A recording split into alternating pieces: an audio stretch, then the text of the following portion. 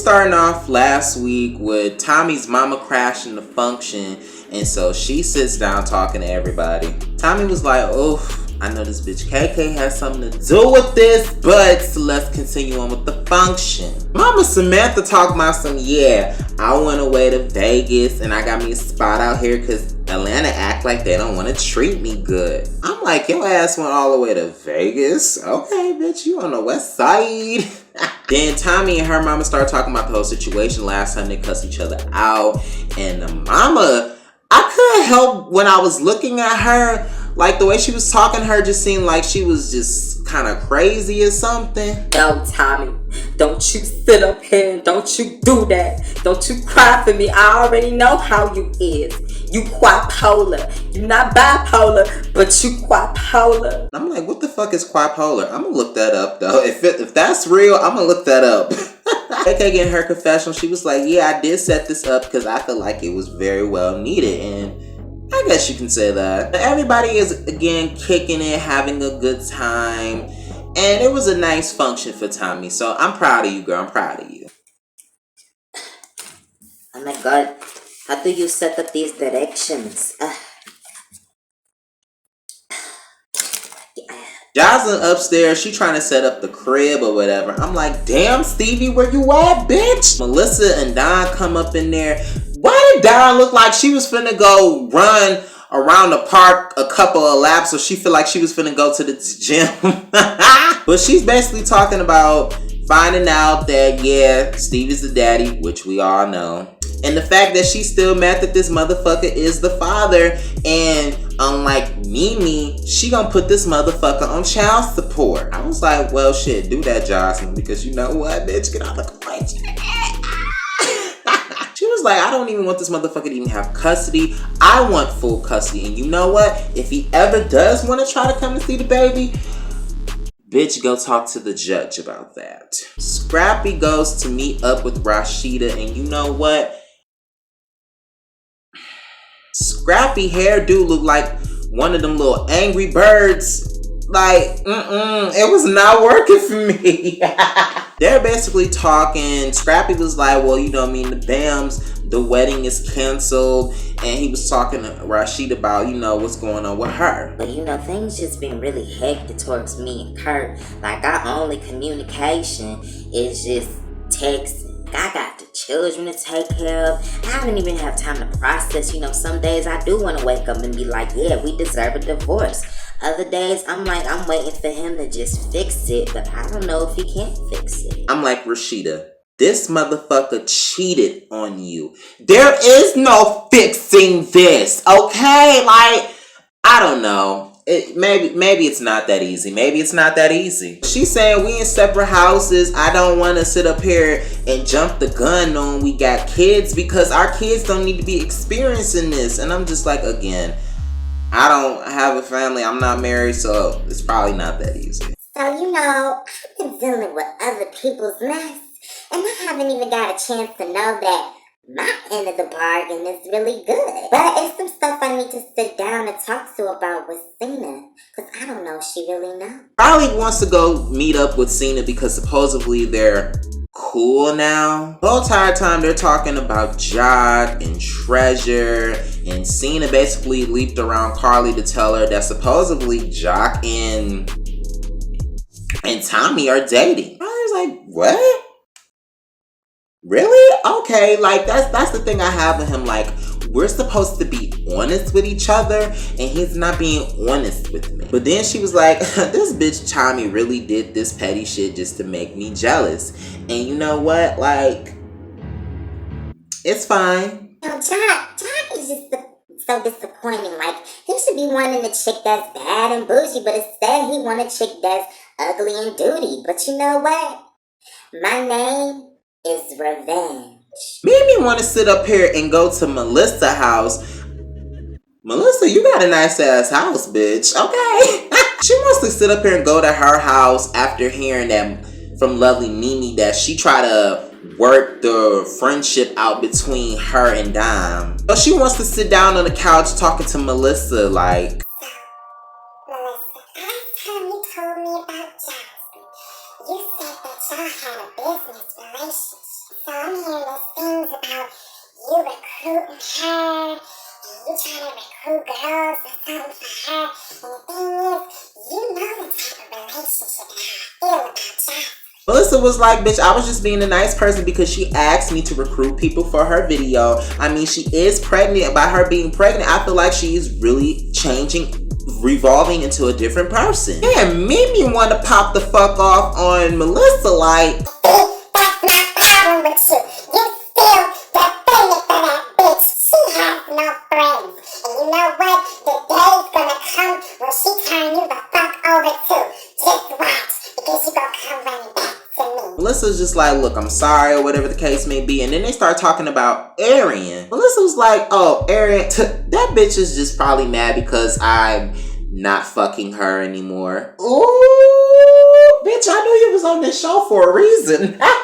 They start talking again, going back and forth or whatever. And Mimi was like, bitch, you better be lucky that you have someone like me. Melissa was like, bitch, you better have luck that you came and met me.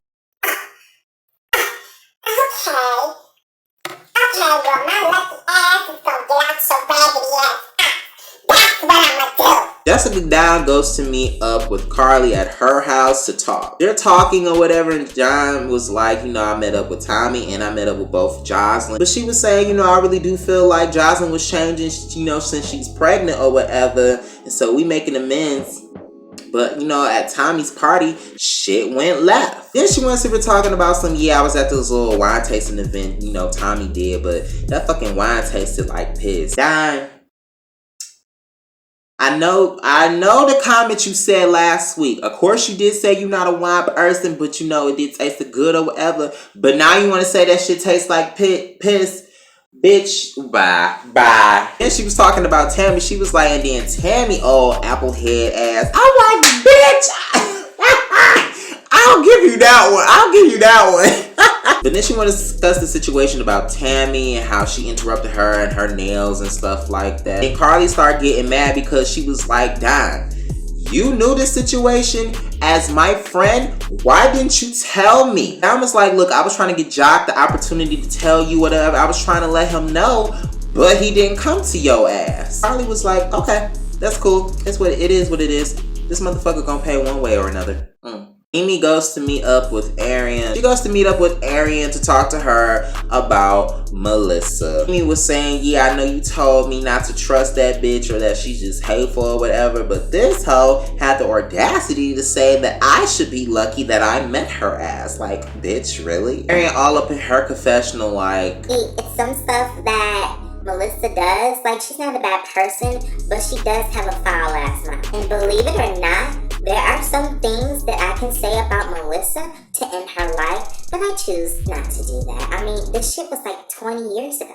Basically, Mimi was just mad the whole fact that Arian didn't tell them that they was fucking around, and Mimi should have been more alert and assertive how she should have felt about Melissa before they got friends with each other. Bitch, whatever. Move on. Scrappy goes to talk to Kirk about him and Rashida. Scrappy wanted to get all in his confessional talking about... See, man, you know, I thought I was having problems with the damn Kirk over here doing stuff to Rashida, and you know, she beautiful. I'm like, Scrappy, you and your South accent is really getting on my damn nerves. He didn't say beautiful, he said beautiful.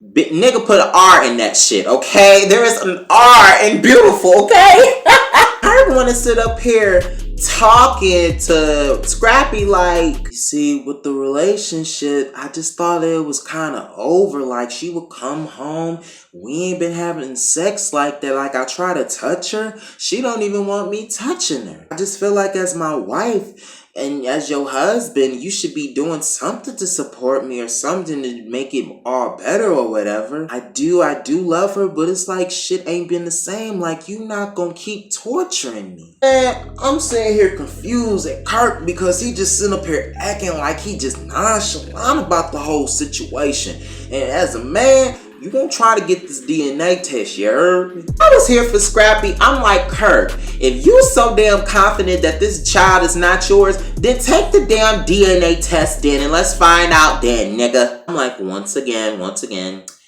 typical nigga shit. Melissa and Arian goes to meet up with each other because apparently the news about them fucking around is in the open. They're discussing each other's talks with Mimi or whatever, and then they just get right into the conversation. Well, see, the thing is, I should have never said anything, or I feel like you should have never said anything because, you know, at the time, you were trying to hook up with Mimi. Like, wait, Melissa, so you mean to tell me you did your little fling night with Mimi and Arian?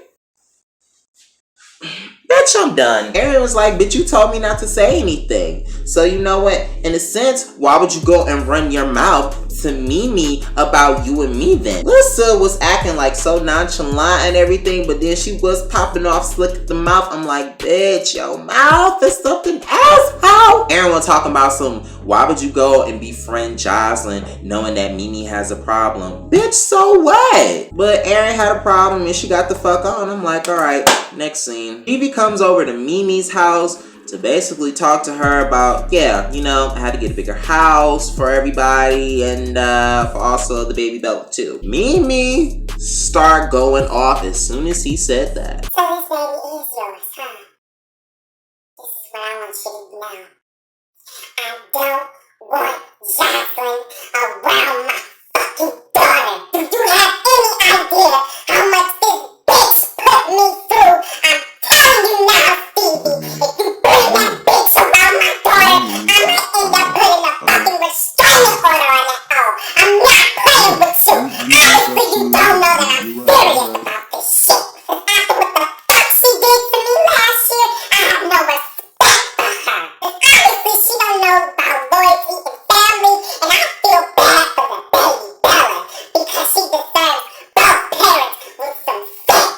Like, you know what, Mimi? You kind of got the right to be mad because all this shit that you all been through with Jocelyn, bitch, yeah, keep that bitch away from my child. I ain't mind. So, you know, I got a couple chicks down the road or whatever, and these bitches want to sit up here and mollywop, pussy throb. These bitches end up breaking, doing the splits and shit. Scrap, what the fuck your hair down style supposed to be? Nigga, you know you look like an angry bird with all this shit. Oh, long head looking ass. Jock sitting up here doing some stand-up comedy or whatever. I was like, you know what, Jock? You are pretty funny, so shit, go for it, nigga. Tommy was like, you know, since Jock came to support me, I'm coming to support him. I'm like, yes, because that's what friends do. That's what friends do. Oh my God, y'all, that is the jingle for everything.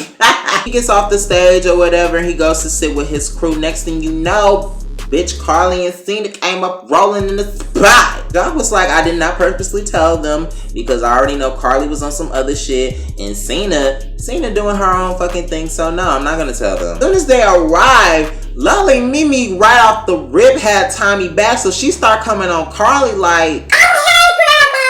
Hi, Grandma! With your old ass, bitch! So what's up?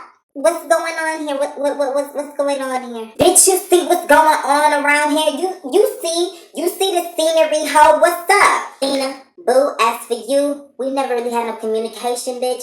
I don't have no problem with you. You know, as for me and you, we can talk like grown women. Carly feeling real bossy or whatever, so then she gonna toss some money up in the air. Tommy's like, bitch, you tossed up some ones. Like, bitch, you didn't have the audacity to toss up no hundreds. I'm like, for real though. But as soon as I was thinking about that, there goes Scrappy grabbing that damn money. I'm like, yes, somebody got some damn sense to grab the money, like for real. Then Carly Red want to sit up here and assume that lovely Mimi was the one that broke up Sierra's marriage. No, bitch, that was Mariah, but yeah, just shut up. Lovely Mimi all up in her confessional defending for Tommy like, you know, I really don't know who Carly Red is, but I do know that this is the bitch that broke up Tommy's relationship with Scrap. So you know when my bitch wanna go down, I'ma be throwing down with her ass. Cause that's what friends do. That's what friends do. Cause that's what friends do. Ah! And as soon as that little fight and everything was over, Carly Rae gonna talk about some, ooh, we gonna get this nigga, watch this scene, watch this. And so that was the end of Love and Hip Hop Atlanta. Bitch, this shit was kind of messy. But you need to like this video, ho, and you need to subscribe below. And I'ma check y'all hopefully next week for Love and Hip Hop Atlanta. I don't know, because that delivery special. But anyway, bitches, I'll check y'all later. Bye. Last night took a L, but tonight I bounce back.